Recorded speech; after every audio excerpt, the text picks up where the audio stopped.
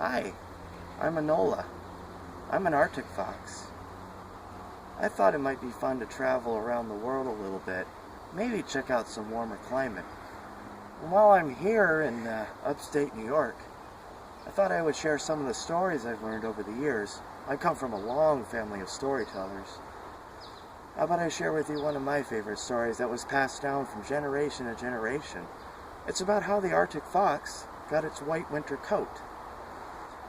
A long time ago, when the world was young, there was a fox with beautiful brown fur. He was traveling the world, kind of like what I'm doing, trying to find the perfect home for himself. He was born in a forest down in the southeast, where the red foxes and gray foxes live.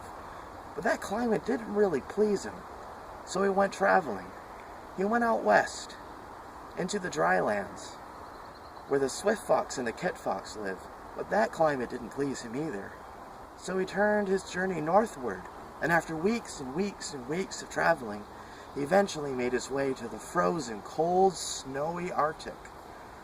And at last he said, "I think this is the perfect place for me."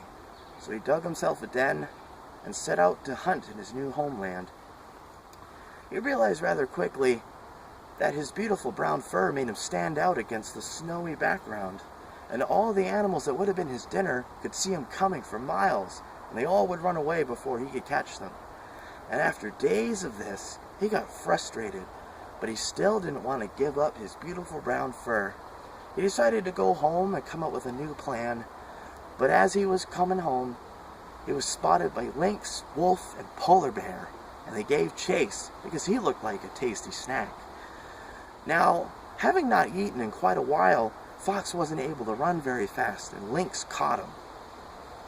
Wolf and Polar Bear caught up, and they began to argue about who should get the first bite.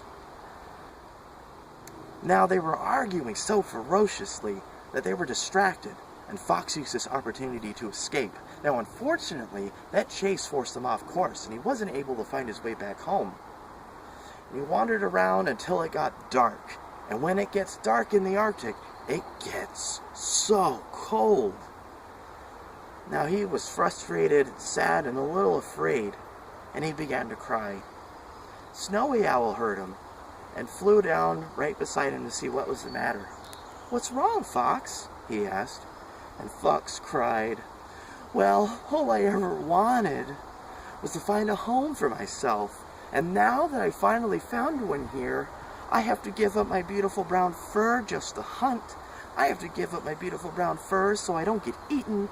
And I have to give up my beautiful brown fur just to keep me warm at night. I just don't think I can do that." And Owl smiled and said, "What if I told you that you didn't necessarily have to give up your fur coat? See, we animals here in the Arctic have adapted. We have a beautiful coat of white fur or feathers that keeps us hidden and warm in the winter. And in the summer, we shed that coat and we get back our beautiful brown coat, kind of like the one you have now. I will give you some of my winter feathers.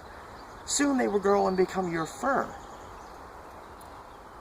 But when summer comes, your brown fur will grow back and you will be nice and cool."